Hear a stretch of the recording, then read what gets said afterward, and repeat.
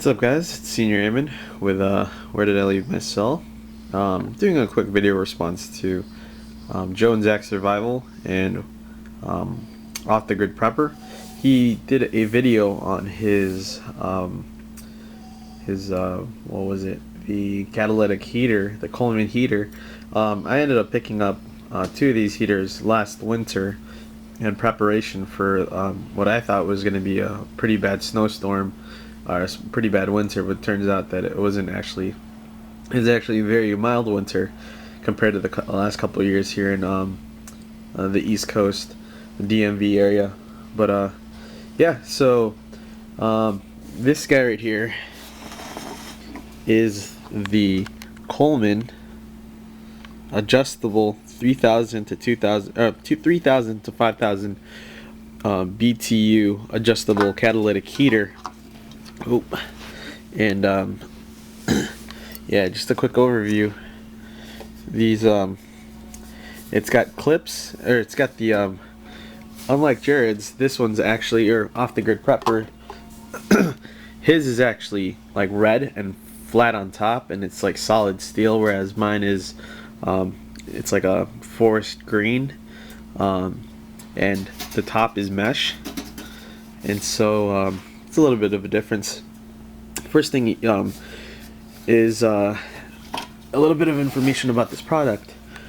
If you look at closely here, kind of hard to tell, but it says the Coleman Company Incorporated, Wichita, Kansas, made in the USA, model 513 168. 168 signifies the month it was made and the year it was made. So it was January 1968.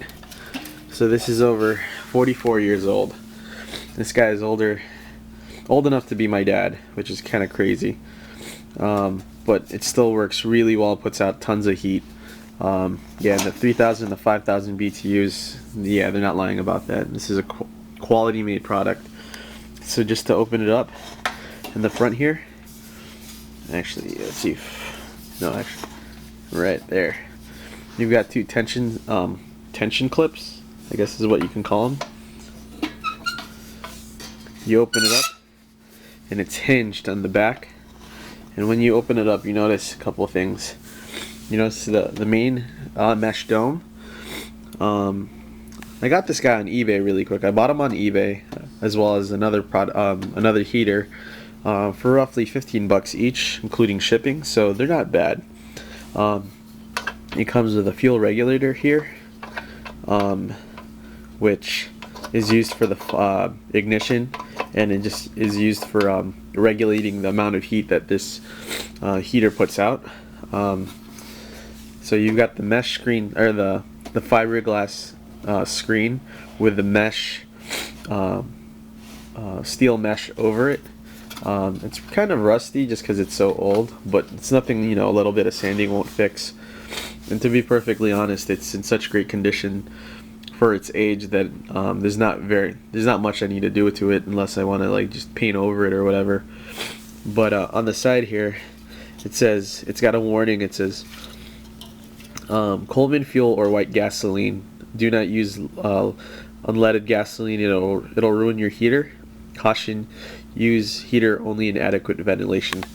The reason why they stopped making these is because people actually died from using them when they put them in like a small room. They died from asphyxiation, from suffocation from carbon monoxide poisoning, supposedly.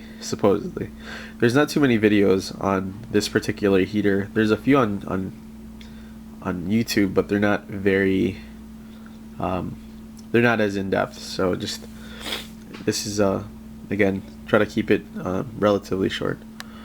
But anyways, on the side here you have the fuel port, and it's got a gasketed ring on the inside and a screw top, so that way once this tank is filled up completely, you could screw this bad boy in very tightly, and you don't have to worry about it spilling, because one of the things that I'll show you later is the way that you actually ignite it. One of the ways to ignite it is to tilt it upside down and to the point where it starts to spot, because there's a wick that runs from the middle all the way to the top, and it eventually like wicks the fuel onto the screen, which then starts the heat, the catalytic process of like the heat exchange. It's like a smoldering effect. But yeah, so let me go ahead and just refill this guy here. It's gonna be kind of hard with just one hand, but the fuel that I use is Coleman camp fuel. I'm all out, but yeah, you can definitely get this at Walmart or any camping supply store for roughly, well, it won't focus for some reason. I think it's because it's shiny. For roughly sorry, my voice cracked. For roughly $9, $10 for a gallon, which isn't bad. And so I've got some in a small fuel container here. I just reused the alcohol bottles. I used to use I use 91% on alcohol, the isopropyl alcohol, for not only for treating wounds and stuff, but for cooking, like using it in my camp stoves, or my using them in my alcohol stoves.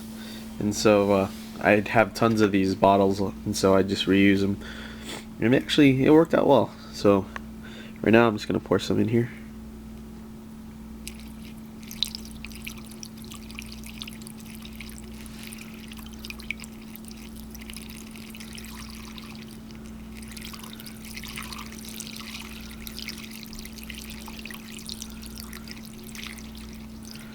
And then I leave a little bit left, so that way I pour some on the top. Keeps me from having to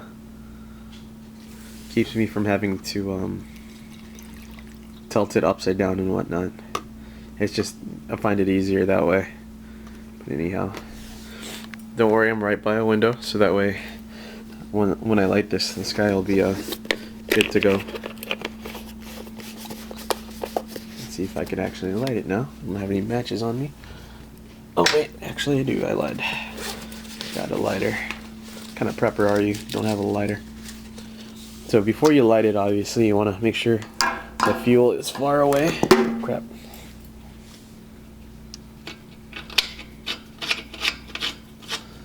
Yeah, I remember Joe and Zach's video on the alcohol stoves and the heat bottle. That was pretty intense. But let me go ahead and just light it. So you light it like that.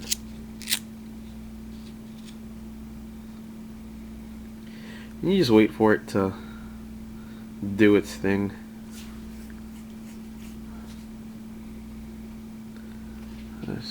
So you put the fuel regulator on the side here all the way up. And this thing comes with a snuff cap, so that way when you're done using the heater, you just put that cap on there, and it puts out the flame. So I wouldn't. Yeah, I would just highly recommend not putting, leaving it there overnight, because if moisture collects, it does rust. So it's actually starting to heat up very nicely here. Put the fuel on high.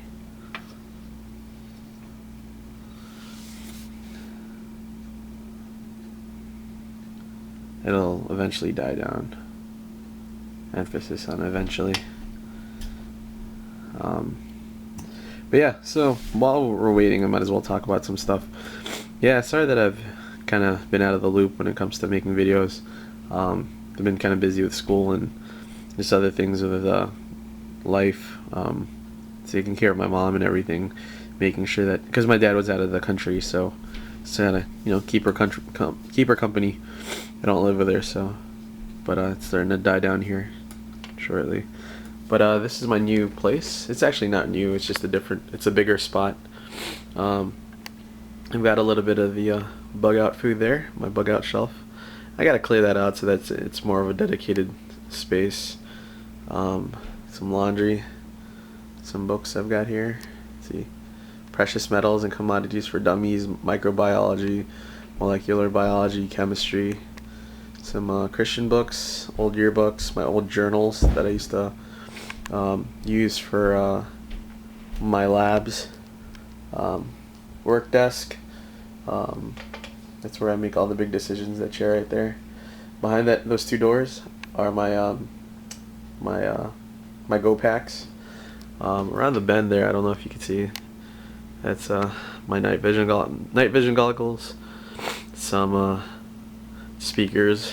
Another desk. That's where I do my quiet time, or at least I try to do my quiet time, which is for non-Christians. I guess that's you know, when I read my Bible and stuff and just you know, pray and talk to the Lord.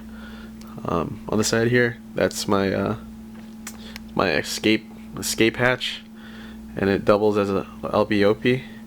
You guys know what that is, the Eton Survival Radio. I got a free Coleman lantern from my buddy, and this guy right here is pretty neat. Alright, so really quick, this thing has completely died down, but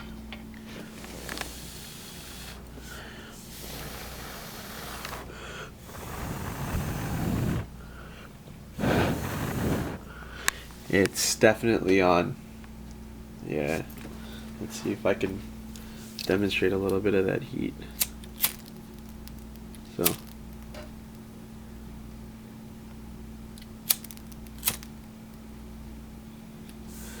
So it's definitely on, and so essentially that's pretty much all there is to it. And so that is my camp stove that you can put in a survival shelter, into a space like this. So definitely, this is my bed. It'll definitely heat up a space nicely, as long as it's, you know, good enough ventilation. Carbon monoxide detector, I don't have one, but I'm planning on getting one. I know it's pretty bad, but yeah, I have the window here, so it's not gonna be too terrible. Yeah, I'll do a quick update video tomorrow. Let you guys know how I've been doing and stuff like that. But yeah, hope you guys enjoyed the video, and I'll talk to you soon. Senior Airman Leo saying hydrate, hydrate, hydrate, and I'll see you guys on the other side. See ya.